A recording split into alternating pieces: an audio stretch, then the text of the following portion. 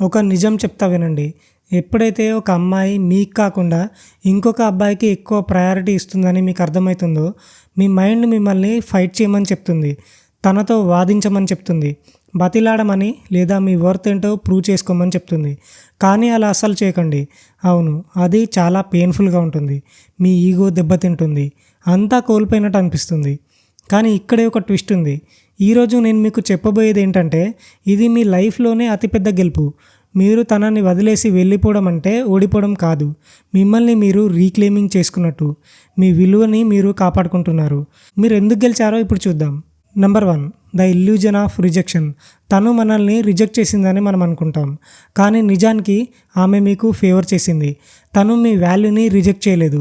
తను మీకు కరెక్ట్ కాదని తన బిహేవియర్ ద్వారా ముందే నిరూపించుకుంది. 5 సంవత్సరాల తర్వాత బాధపడే కంటే ఇప్పుడే నిజం తెలియడం మంచిది కదా. The trap of forced love. ఒకరు మిమ్మల్ని ఇష్టపడాలని మీరు కన్విన్స్ చేయాల్సి వస్తే లైఫ్ లాంగ్ తను మీతోనే ఉండేలా చూసుకోవడానికి ప్రతిరోజు కన్విన్స్ చేస్తూనే ఉండాలి. అది లవ్ కాదు, అదొక జైలు జీవితం. మీరు ఎందుకు గెలిచినట్టు? ఎందుకంటే మీ లైఫ్లో అన్నిటికంటే విలువైన మీ టైంని, మీ ఫోకస్ని మీరు కాపాడుకున్నారు. Number 2, the power of elegance and silence. సాధారణంగా ఒక అమ్మాయి మిమ్మల్ని వదిలేసినప్పుడు ఏం ఎక్స్పెక్ట్ చేస్తుంది? మీరు ఏడుస్తారని, కోపడతారని లేదా మీతోనే ఉండు అని అడుక్కుంటారని అనుకుంటుంది.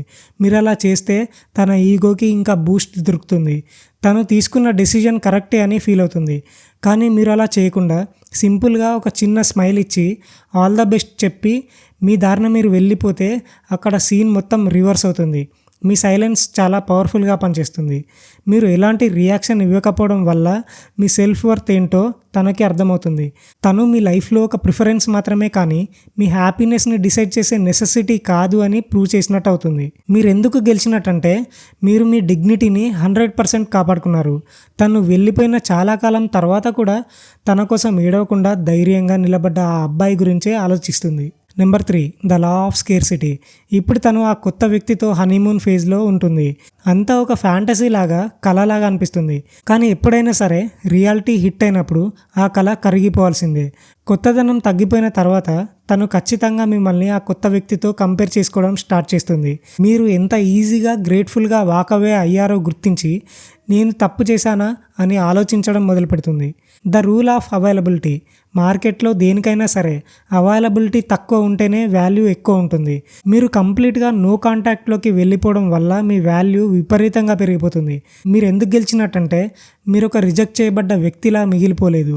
చేజారిన ఒక అద్భుతమైన అవకాశంలా తన మైండ్లో ఉండిపోతారు. Number 4, reinvesting in the real price you. ఇప్పుడు అసలైన ఆట మొదలవుతుంది. ఈ బాధని, ఈ కసిని, ఈ ఎమోషనల్ ఎనర్జీని అంతా మీ కెరీర్ మీద, మీ ఫిట్నెస్ మీద, మీ ఫినాన్సెస్ మీద పెట్టండి. Channel your pain into fuel. The ultimate revenge. అసలైన రివెంజ్ ఏంటో తెలుసా? తను కుళ్ళుకోవాలని సక్సెస్ అవ్వడం కాదు.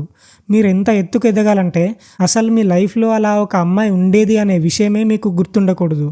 అంతలా బిజీ అయిపోవాలి. మీరు మీ స్టాండర్డ్స్ని పెంచుకుంటున్నారు.